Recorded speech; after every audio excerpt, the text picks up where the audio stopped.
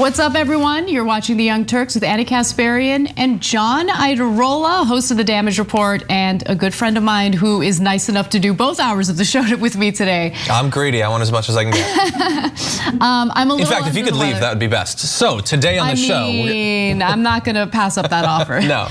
So I'm a little under the weather today. I do not have COVID, so my energy levels are not where they need to be. So John was kind enough to help me do the show. So thank you for that. But I promise you the show is going to be excellent. We have a lot of important stories to get to, including the continuation of the white replacement conspiracy theory playing out in regard to the refugee crisis in Afghanistan. So, of course, we have a certain responsibility to help the very individuals who assisted the United States military in Afghanistan, but of course the right wing in America wants to turn our backs on them because they want to fearmonger about Muslims. We're right back to the same debates that we were having during the Syrian refugee crisis. Later in the show, we'll talk a little bit about a disgruntled employee who retaliated against the company that fired her. Does she deserve 15 years in prison for the alleged crime that she has committed? Okay, that I think is a super interesting question. We'll get to that story in the second hour. But for now, please like and share the stream. Tell your friends, tell your neighbors, tell them about this show. Help support us. It's an easy way to do it, and it helps to get the algorithm in place so more and more people see the program. And as always, you can join as a member by going to tyt.com/join or click on that join button if you're watching us on YouTube. Without further ado, let's get to our first story. Afghans are so desperate to flee Afghanistan that people like Tucker Carlson, Laura Ingraham, Sean Hannity, the usual suspects, don't really seem to care about the fact that body parts of Afghans were found basically found on the landing gear of a flight that was leaving Kabul. I mean, it's difficult to even think about it. That's how desperate people in Afghanistan have been to flee the country now that the Taliban has taken control. Now, Fox News is going out of its way to rehash more of the white replacement conspiracy theories in regard to the Afghan refugee crisis. But before I get to what some of them have said, I do want to share some details about what I alluded to, which is that the Air Force acknowledged on Tuesday of this week that human body parts were found in the wheel well of an American military C-17 cargo plane that took flight amid chaos at Hamid Karzai International Airport in Afghanistan's capital, Kabul. Air Force officials have not said how many people died in the episode Monday, but said the service was investigating the loss of civilian lives as a crowd of Afghans desperate to escape the country after their government collapsed to the Taliban climbed onto the plane's wings and fell from the sky after it took off. These are people who are desperate to find safety, but they're being painted as potential terrorists. So let's hear what they had to say about potentially taking in Afghan refugees here in the United States. If history is any guide, and it's always a guide, we will see many refugees from Afghanistan resettle in our country in coming months, probably in your neighborhood. And over the next decade, that number may swell to the millions.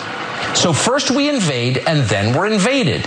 Is it really our responsibility to welcome thousands of potentially unvetted refugees from Afghanistan? All day we've heard phrases like, we promised them. Well, who did? Did you?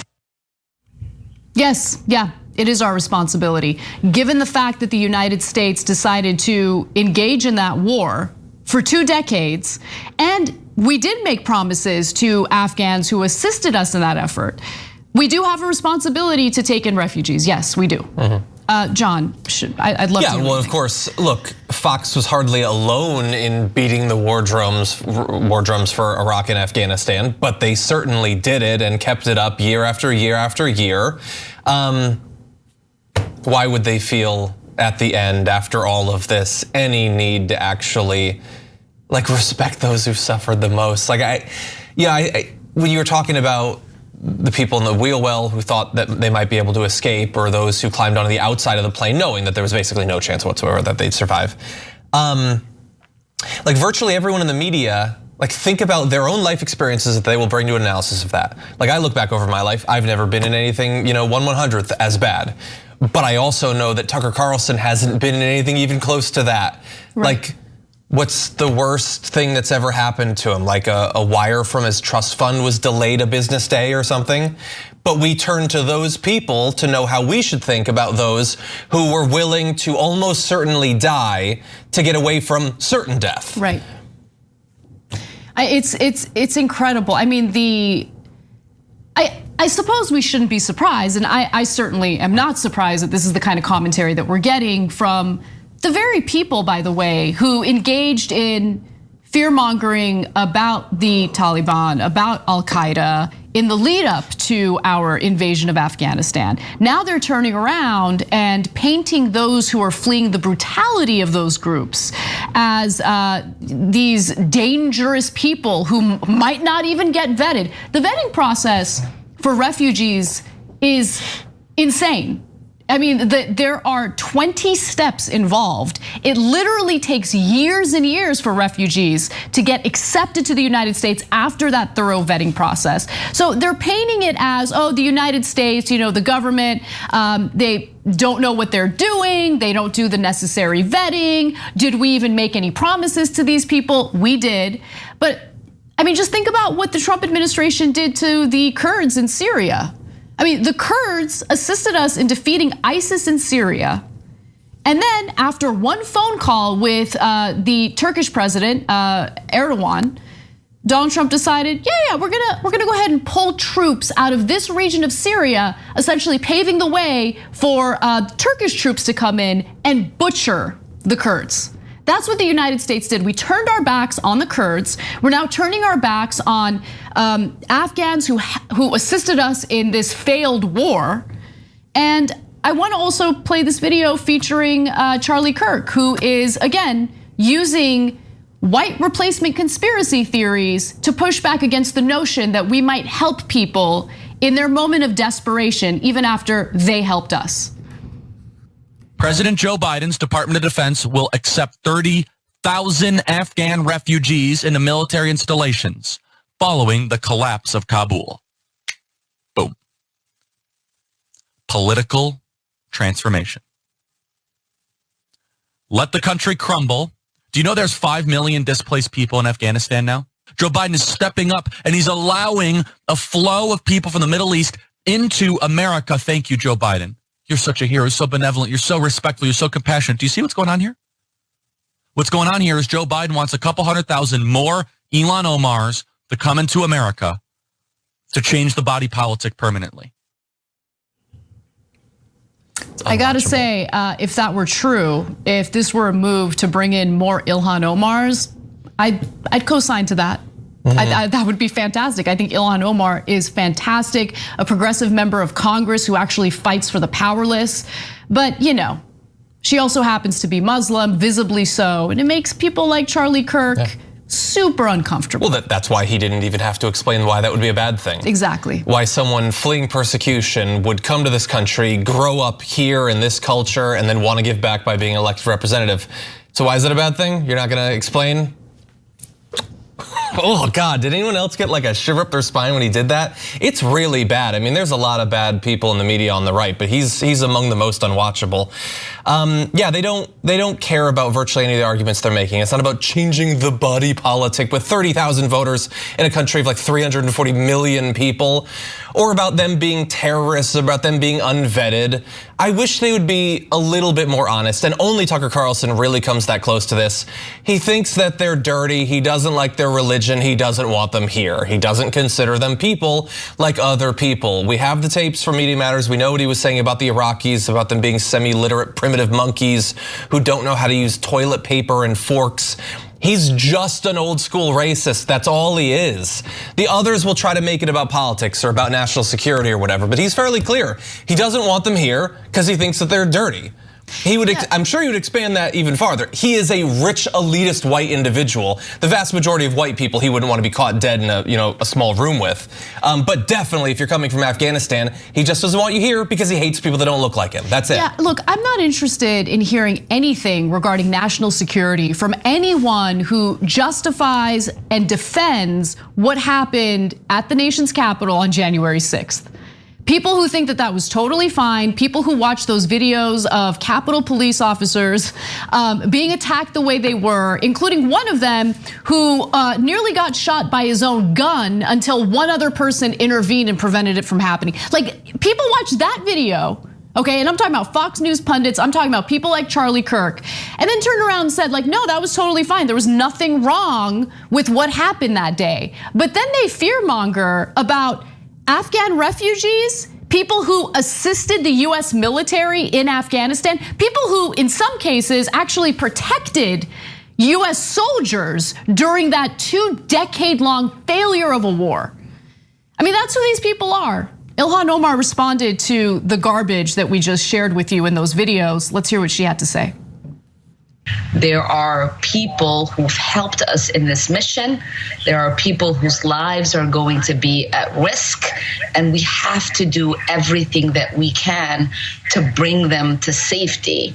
And we've done this many a times where we have evacuated people, airlifted them into safe spaces so that we can properly vet them and have them come to the United States as vetted refugees. I know a little bit about that. I know what it's like to be a child in a family scrambling for safety in a war-torn country. I know the rigorous process you go through to get vetted as a refugee. We are the most vetted people who come to the United States. The process is long, and it doesn't just end when you arrive on the shores. It continues for years until you are eligible for citizenship at 5 years of entrance.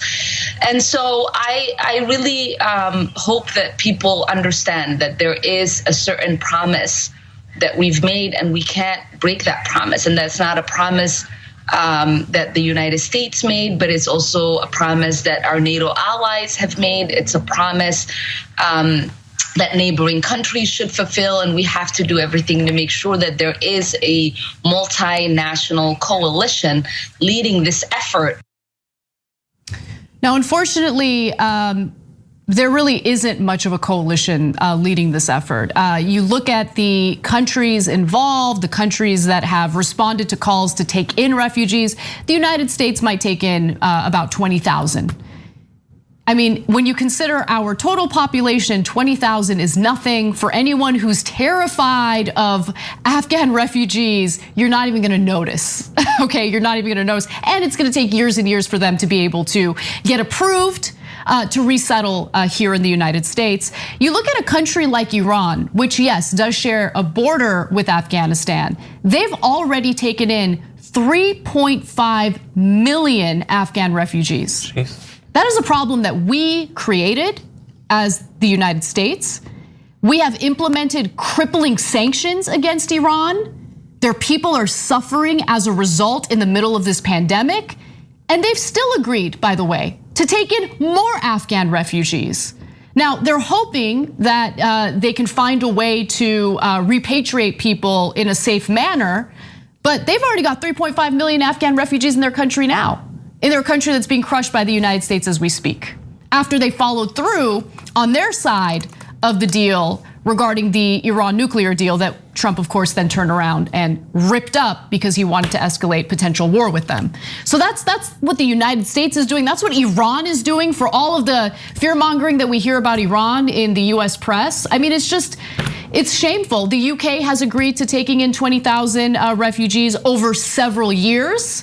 The details of that are a little unclear to me, like why over several years? Like, do you take like a couple thousand the first year? I don't know.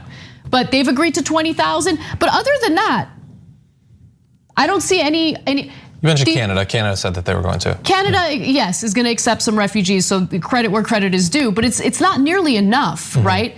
And then the other thing I wanted to just quickly mention is that you have like Turkey is fortifying its borders. Like, we're not taking anybody.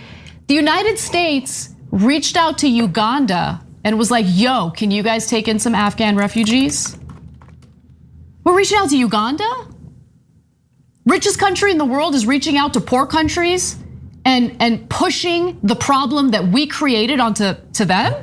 I mean, it's so disgusting. Yeah, it's absolutely sick. And I just randomly looked up, like, what's the population of Mar Vista? It's 60,000. It's like, we're talking about a tiny fraction of that spread across the entirety of the United States. Yeah. It's ridiculous. And so Iran, you said 3.5 million. I had an overestimate in my mind of their population. They're like an 80 million person country. We're many times that. It's just ridiculous. And like, Joe Biden is, at least in theory, doing what they belatedly pretend they wanted to be done under Trump. They supposedly wanted to pull out of Afghanistan because Trump wanted to do that. So he's doing that. And what they've landed on is a movement, and we're seeing more and more examples of that, and it's getting more vitriolic with every passing day, is Biden was wrong to do the thing that Trump did. Even though if Trump was here and the exact same thing had happened, they'd be perfectly fine with it. We definitely shouldn't bring in any refugees. And also, and I'm sure you've noticed it, the Taliban's kind of awesome in a number of different ways. They can't help themselves with their Lauren Boeberts, with them building back better. And the talking about how awesome their military strategy is. You have like people like Nicholas Fuentes, just literally like listing the things conservatives agree with them for. Right. And so yeah, why wouldn't Tucker Carlson be against the refugees? The refugees are presumably Afghans who don't want to live under a hard right dogmatic conservative religious movement, which neither you or I would too. We'd flee that. Right. He rightfully fears that they're probably more liberal, open-minded sorts of Afghans. And so he doesn't have any interest in that. We're desperately here trying to get people like him to join the 21st century. He doesn't want people like that coming into our country who are ready to be a part of that experiment. So yeah, they're going to be awful. The real question is, to what extent are they going to influence Joe Biden? Are they going to scare him into lowering even the 30,000? I'm a little concerned. I don't even think he's going to accept 30,000, right? So here's what we know so far about the numbers of refugees from Afghanistan that we've already accepted and what the future looks like. So US officials have said the evacuations will continue, meaning evacuations of US citizens. And 3 military bases in the United States are prepared to accommodate up to 22,000 evacuees, okay? As of July 31st, 2021, the US had only admitted a whopping 494 Afghan refugees for the fiscal year 2021, which ends September 30th. A year earlier, only 604 were resettled. By comparison, in 2016, during former President Barack Obama's final complete fiscal year in office, the US admitted more than 2,700 Afghan refugees. But again, guys, like I also don't want to give the Obama administration too much credit.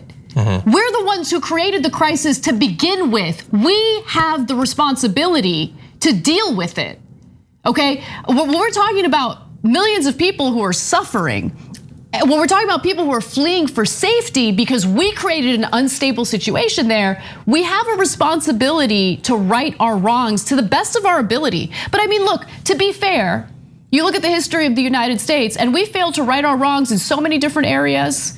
I mean, genocide of Native Americans, slavery of African Americans, and the conversations that we have about righting our wrongs today center around banning critical race theory in elementary schools when it doesn't exist in elementary schools. That's America. Don't even acknowledge it.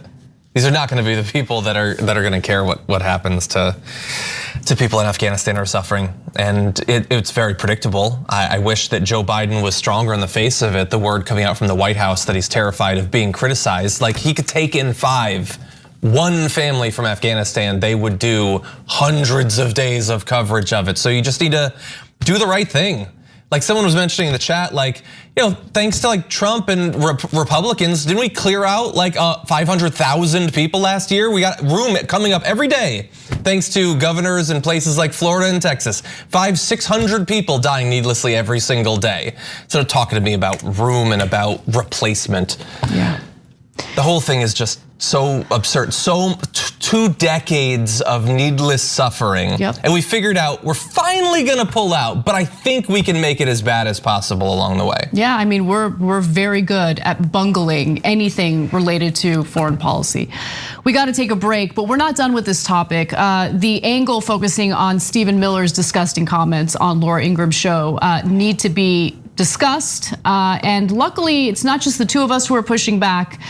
We have someone who's trying to help with the refugee crisis who has some pretty strong words for Stephen Miller. So stick around.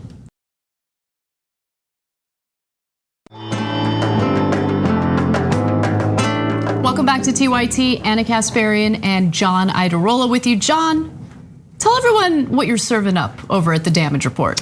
Oh God, okay. Well, today was Big News Wednesday with J.R. Jackson. So what did we talk about? Well, we talked about the introduction of the John Lewis Voting Rights Advancement Act and Georgia taking the next step towards taking personal control over Fulton County's election process.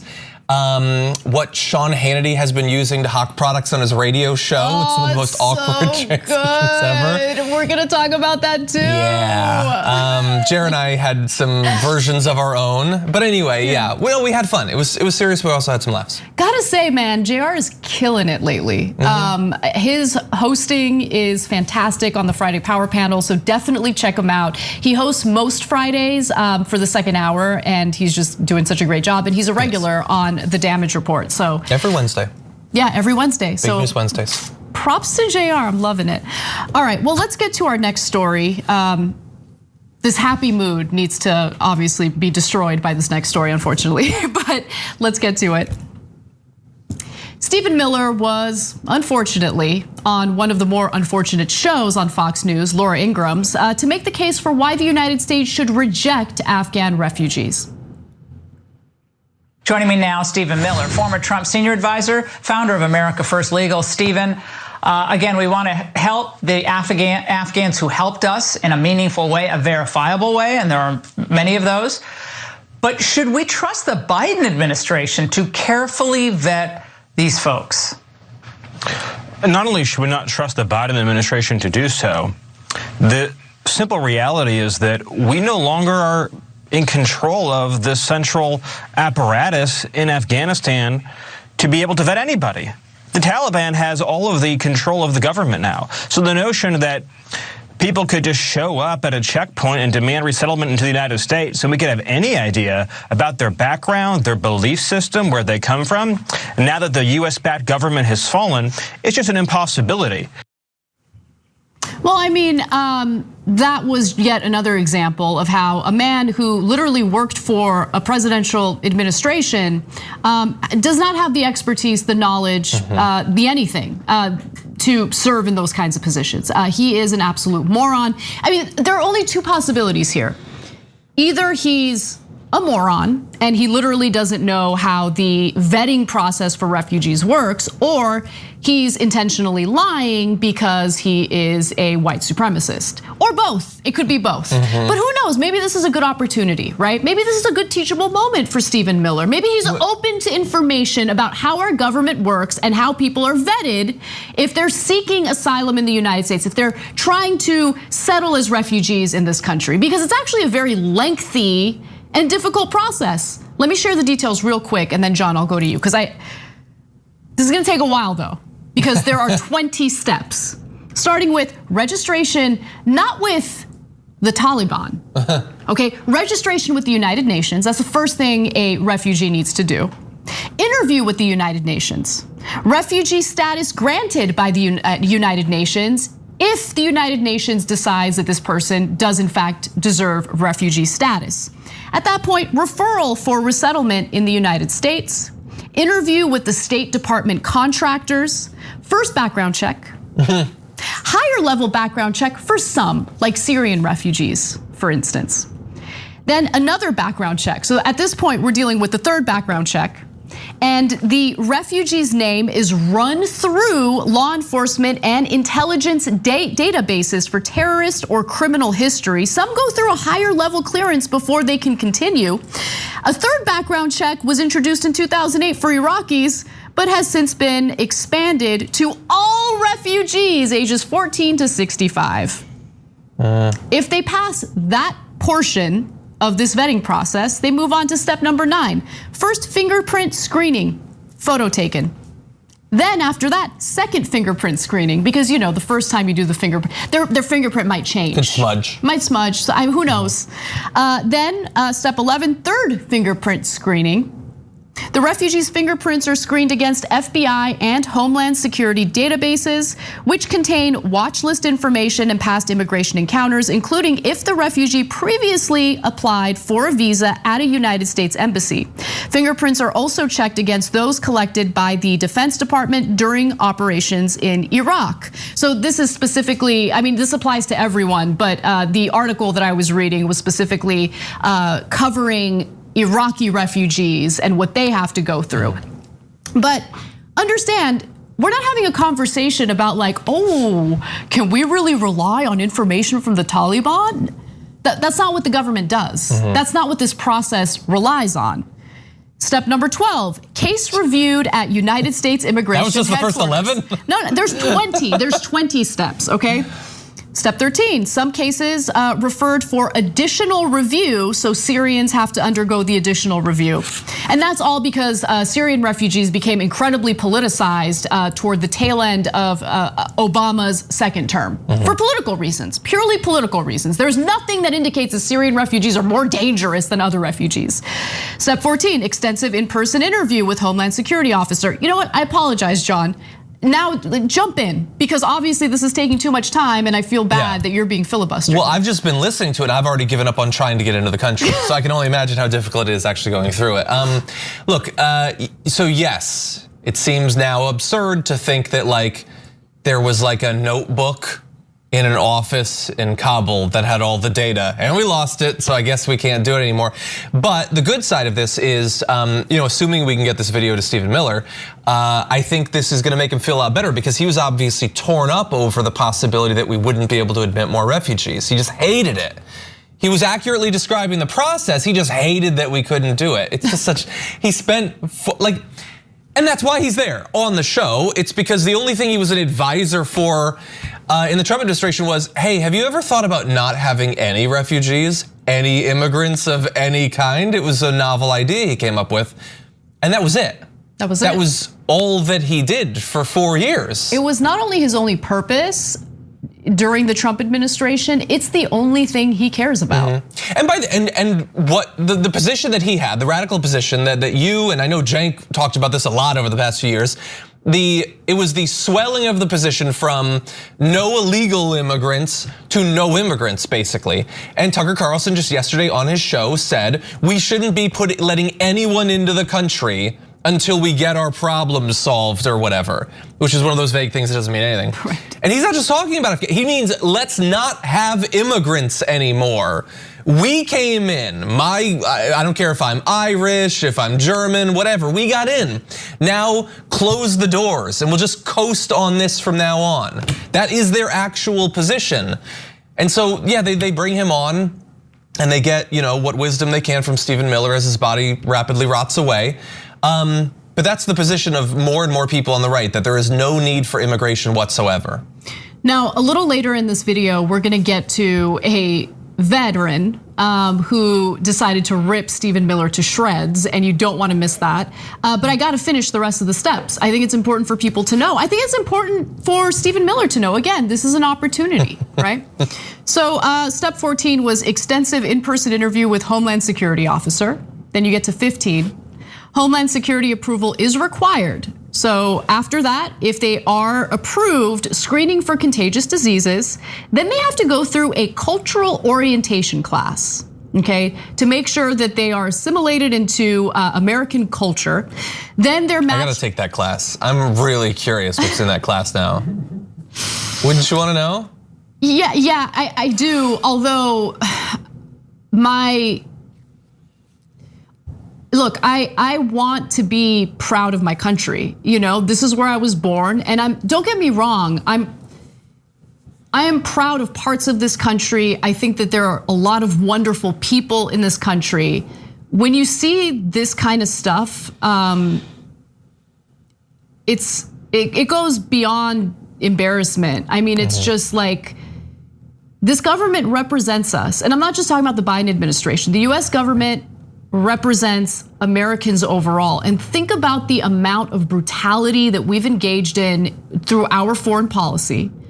The fact that we're still implementing crippling sanctions against countries like Iran after our government decided to pull out of the Iran nuclear deal. They accepted 3.5 million Afghan refugees over the years. And their economy is completely and utterly destroyed because of US sanctions. Like all of this pain and suffering that we're spreading across the globe, like I feel a lot of shame about that. Yeah.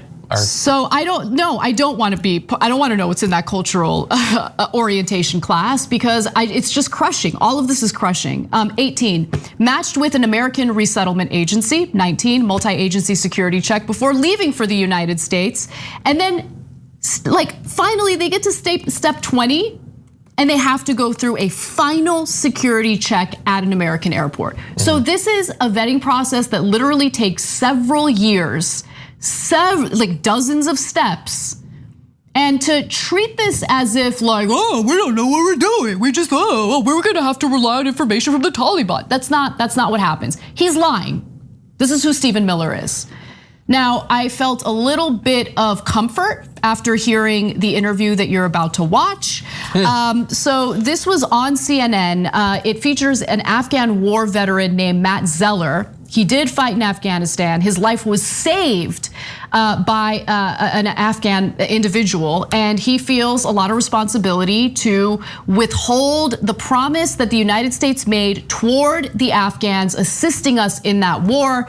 But better yet, he has words. Let's just put it that way for Stephen Miller. Let's watch. As far as I'm concerned, he personally is as complicit as the Taliban in these people's deaths. He should be held accountable for war crimes. He spent the entirety of the Trump administration purposely trying to prevent these people from coming here. I've had meetings with him and his ilk. I brought the interpreter who saved my life to some of those meetings. We met with a lady by the name of Andrea Loving. She's the deputy counsel for the House Judiciary Committee for the GOP. Janice and I were sitting in a meeting with her. She's Stephen's counterpart at the time in Congress. And we were debating about whether or not Congress should allocate more visas for these people. She then articulated what his platform was. I pointed to Janice and I said, this is a gentleman who saved my life. Maybe you've just never had a chance to meet an Afghan. And so it helped to put a face to these people's names. And they looked at me and they said, you're doing nothing but letting Islamic fundamentalist terrorists into our country, and it's our job to stop you. Wrong. These are our people. There is no us and them. There's just an us. And you know what? Stephen Miller never wore a uniform a day in his life. He's a privileged little brat. Yep. He is a privileged little brat. And to be quite honest with you, you watched the entirety of that interview. It was good. He's even worse than that. Mm-hmm. Like the fact that he revels in hatred, like he loves it. He loves being a hateful, little conniving, I don't know. Yeah, and you can see he's got dead little eyes. Let's not gloss it. You look in his eyes and you see nothing. There's no humanity remaining. Look, yeah, I mean that's the random first shot that the B-roll brought up. But no, he is a reanimated skeleton sent back to our world to do evil. That's all it is. And unfortunately, he was able to cozy up to power under Trump. And now, because he was near Trump for a while, they're gonna bring him on the news every once in a while. Yeah. But you can count on him. Everything he says when he opens his mouth is gonna be abhorrent. It's gonna be immoral. We do have an obligation to these people. We can not only make good on the promises stated or otherwise and do something objectively moral in saving these people, but we can make our country stronger and better by bringing them in. Absolutely. And look, I think that Hillary Clinton actually did a pretty good job several years ago explaining why the United States is responsible for what happened in Afghanistan, but more importantly, responsible to the people of Afghanistan. Let's watch this old interview that she did with Greta Van Susteren on Fox News. To be fair, we had helped to create the problem we're now fighting. How? Because when the Soviet Union invaded Afghanistan, we had this brilliant idea that we were going to come to Pakistan and create a force of mujahideen, equip them with Stinger missiles and everything else to go after the Soviets inside Afghanistan. And we were successful. The Soviets left Afghanistan, and then we said, great, goodbye, leaving these trained people who were fanatical in Afghanistan and Pakistan, leaving them well armed, creating a mess, frankly, that at the time we didn't really recognize. We were just so happy to see the Soviet Union fall, and we thought, okay, fine, we're okay now. Everything's going to be so much better. Now you look back, the people we're fighting today, we were supporting in the fight against the Soviets. And now, after 20 years in the Afghanistan war, all of that weaponry, all of that gear that was given to the Afghan National Army, that's now in the hands of the Taliban. So you can kind of understand why the people of Afghanistan are trying to flee for safety. Yeah. We got to take a break. When we come back, I promise we'll switch gears to not cheery news. We've got more updates on COVID that you do not want to miss. So we'll be right back.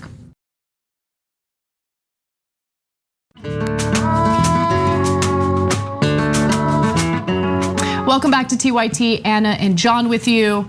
You know, before we went to break, I promised that we would switch gears, but we do have one more Afghanistan related story that's important to do. You lied. I know, I'm sorry, but this is, how can we not? How can we not cover the fact that the Taliban now has all this weaponry that we gave to the Afghan National Army that no longer exists? So let's talk about that. Not only has the Taliban taken control of Afghanistan, they've also taken hold of the weapons and even the aircraft that the US military supplied to the now defunct Afghan National Army. So we're dealing with a group of people who initially the military was supposed to be fighting, but the issue is now the hollow government that was propped up by the United States, now that that's gone, all of that stuff, it ends up in the hands of the Taliban. So I want to talk about that a little bit, and I want to get specific about it because we've implied it, we've talked about it a little bit on the show, but here are the details. Built and trained at a 2-decade cost of $83 billion, and let's stop for a second. The $83 billion was specifically for the Afghan security forces, but they collapsed so quickly. And the ultimate beneficiary of the American investment turned out to be the Taliban. They grabbed not only political power, but also US supplied firepower in the form of guns, ammunition, helicopters, and more. And by the way, the $83 billion invested in the Afghan forces over 20 years is slightly more than what Washington budgeted last year for food stamp assistance for about 40 million Americans, just to kind of put things in perspective. So not only did the United States fail in its war in Afghanistan, we further destabilized that country, and we empowered the Taliban with American-made weaponry and aircrafts. Yeah, and I guess hypothetically, they were put in a little bit of a difficult position because you send over all the weapons, you send over the helicopters, the combat aircraft, fighting vehicles, things like that. They had various estimates of how long the National Army would be able to hold up. They did an interview actually within the last couple of hours saying they thought it might be weeks or months or possibly even a couple of years. None of them seemed to think it would last forever. So in theory, you take that stuff back to the extent that you even can once it's in the hand of the security forces, but then you assure that the fall will be even slower, or you leave it hoping that that buys a little bit more time, but then it'll almost certainly be taken over. We've really got the absolute worst situation, which is it didn't buy any time anyway, and then it was taken. Right, and then it was taken, exactly. Also, I don't think enough attention has been paid to the faulty intelligence from the Pentagon. I mean, how did they think that the government that was being propped up by the United States would have any staying power, any lasting power? Clearly, they were either lying to the American people and to the government, or they just had faulty intel, which both things can be true, of course. I mean, we know about all of the drone strikes that were carried out with faulty intel, but it's okay because all those civilians who died were just considered collateral damage, right? Of course. By the way, one other thing that's interesting, when the story of the Taliban taking over Kabul broke, there were videos of them in the presidential palace. And one of the Taliban members happened to be a Gitmo detainee. So I share that little piece of information with you because all of our actions lead to a reaction. All of our actions abroad, whether we feel it as Americans or not, lead to some sort of consequence. And I think that one of the biggest mistakes Americans can make is assume that since it's happening abroad, it's happening far away, it has no impact on us, but it does. So next time you hear clowns like Bill Maher question why Muslims in other countries hate us, understand that when we're bombing innocent civilians, when innocent people are losing their family members or their own lives, I mean, entire communities become radicalized against us. Doesn't mean that they all become, part of insurgent groups or anything like that. Some of them do, of course. But understand that like you can't just go around brutalizing people and assume that like, no, we're the good guys. Why do people hate us so much? Why is there so much hostility toward the United States? We go in and we destabilize entire countries. And then when there's any backlash at all, we pretend like we did nothing wrong. Yeah, well, and I know, since we're sort of marking, a major turning point in this decades-long history between the US and Afghanistan, we're obviously wondering what lessons will be learned, what lessons can be learned. But as you just pointed out, like we can't get people to understand why some people in these countries might not like the United States. Right. Like the most core, seemingly easy to understand question, we can't get that across. So I'm not expecting much coming out of this. And I don't know if you saw the interview that the National Security Advisor had with some reporter, I think it's C-SPAN earlier today. Yes. Yeah, implying, that this is getting out of Afghanistan is representative of something like a Biden doctrine, that he is going to be less interested in nation building and those sorts of things.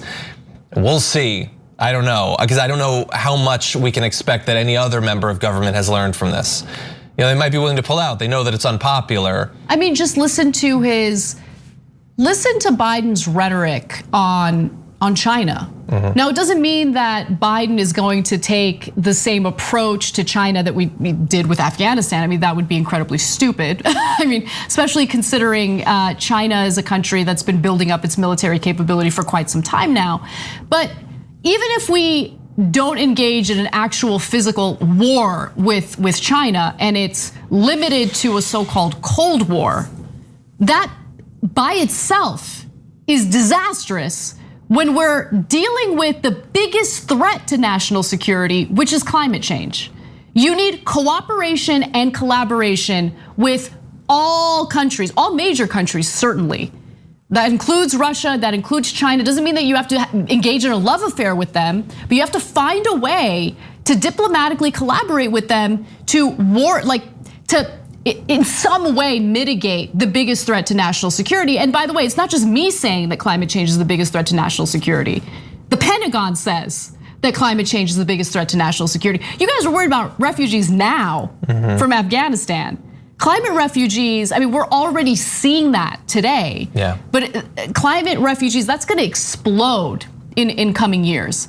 But back to the weaponry that the Taliban now has hold of. So Vice reported that there are experts who are keeping track of these weapons and how much they're being sold for on the black market. And they are being sold on the black market. So not only is the Taliban going to be using these weapons, they're also selling them. And so Mitchell Porthello says that already prices are dropping on the American style M4 assault rifles and other weapon systems widely distributed to the Afghan National Army. And that's according to Dubai-based security researcher studying the question on contract for regional governments who asked not to be named for obvious reasons. The endless stockpiles of weapons seized by the Taliban as they took over the country will end up on regional markets because collectively, Afghanistan is already awash in light and medium weapons. And there are some videos going around showing the Taliban kind of taking inventory of the US-made weaponry that was given to the Afghan National Army that no longer exists. So what you're looking at there, that's what our taxpayer dollars funded and provided to a military that no longer exists in Afghanistan, a government that no longer exists in Afghanistan. That would, no, they got the pistols too. Yeah, no, I think that would probably crack like top 50 best arsenals in Texas owned by an individual, probably. I love that, like, we obviously have there's a lot of differences between the United States and Afghanistan, but the idea that looting all of these weapons basically just gets thrown into the market because everybody already has a gun anyway. Like, there are some similarities between us and Afghanistan. Jesus. I know. And then the final part of this is it's not just the weapons, it's also helicopters and other pretty important material that we gave to the now defunct Afghan National Army that now the Taliban has. In Mazar Sharif, Taliban fighters could be seen examining UH-60 Black Hawk helicopters and an A-29 Tucano attack plane. Lots of fun, it's great. But with those planes relatively complex to operate, the real prize for the Taliban will be the Mi-17 Russian-made transport helicopters that have been long operated in the region. So actions have consequences, and we paid for this. While we paid for all this stuff with little to no debate in Congress, they're currently nickel and diming the American people in the middle of a pandemic. When it comes to infrastructure, the pandemic continues. Are we gonna get stimulus checks for people? Are we gonna make people whole? Are we ever gonna make people whole in this country? No. But when it comes to these kinds of weapons, which end up in the wrong hands time and time again, no debate, no discussion, we keep doing it over and over again. Yeah. Did you see the response from the defense contractors to all of that stuff being taken by the Taliban? Awesome, let's do it again. I don't even think they care. What's the difference? They got paid. No, they're lobbying Congress right now to do more. Yeah, you know what would be a funny joke? I might tweet it. It's like, hey, so we're not in these countries anymore. So like, can we cut the defense budget? Dun.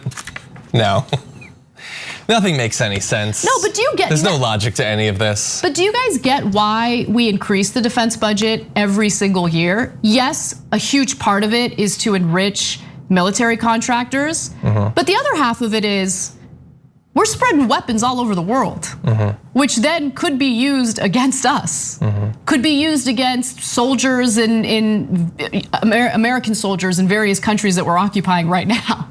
Well, then we should not be there. We should not be there, clearly. That seems like a good solution. More importantly, let's not engage in these wars. Remember, the Taliban on multiple occasions offered to turn over Osama bin Laden to the Bush administration, and they declined the offer several times. Yeah.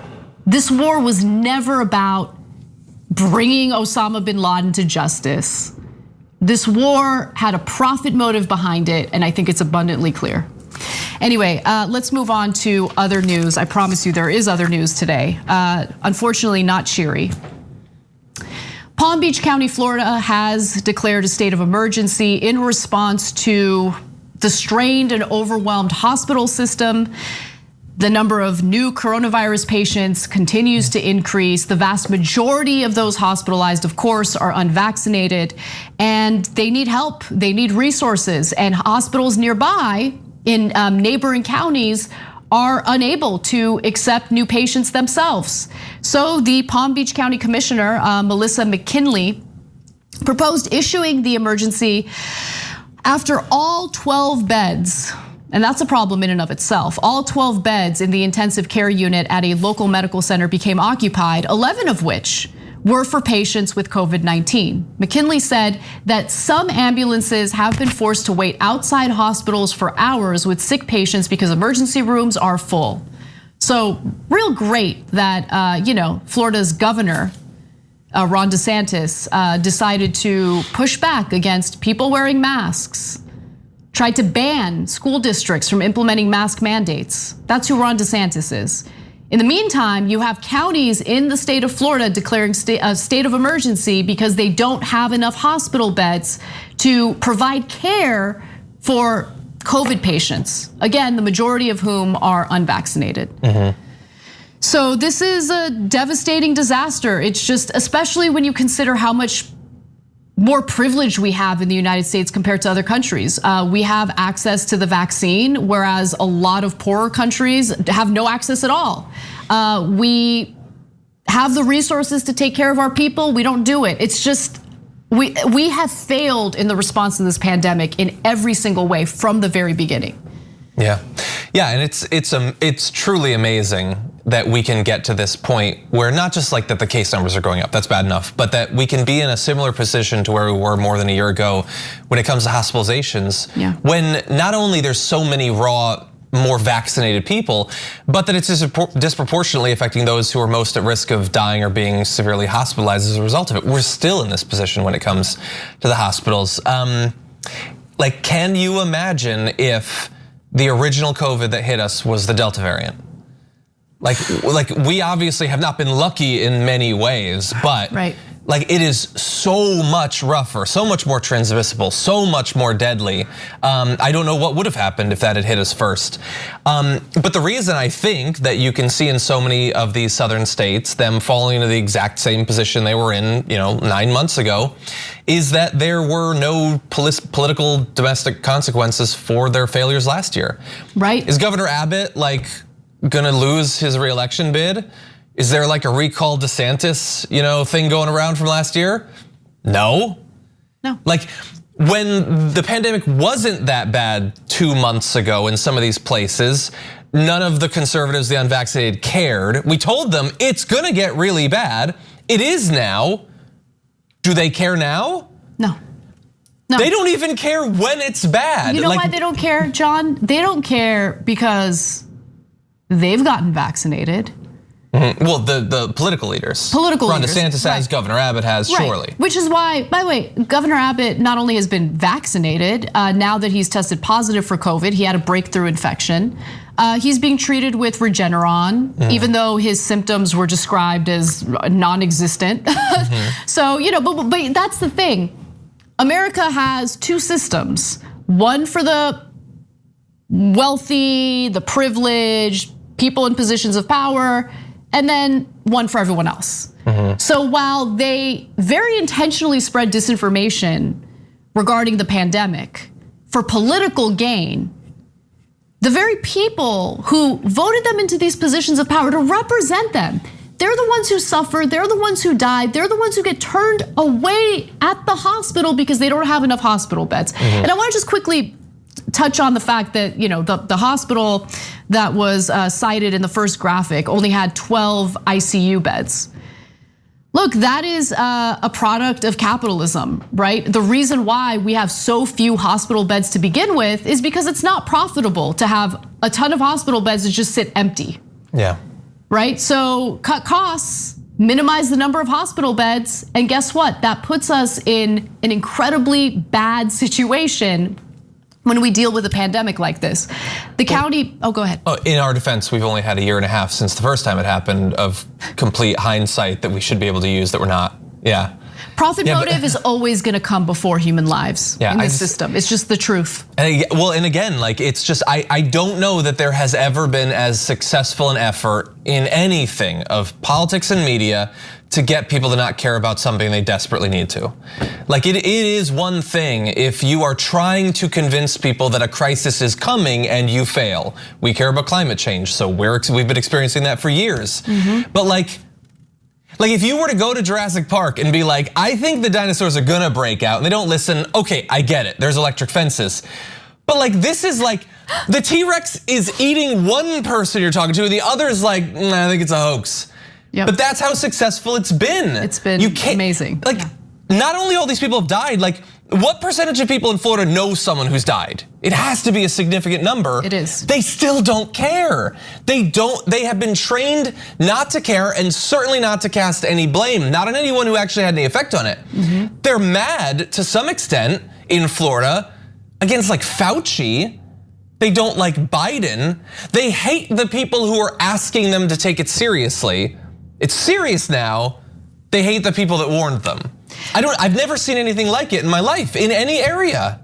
One of the things that has proven to be effective in terms of getting people vaccinated is, let's say you're dealing with a business that will not allow unvaccinated people to come in, right?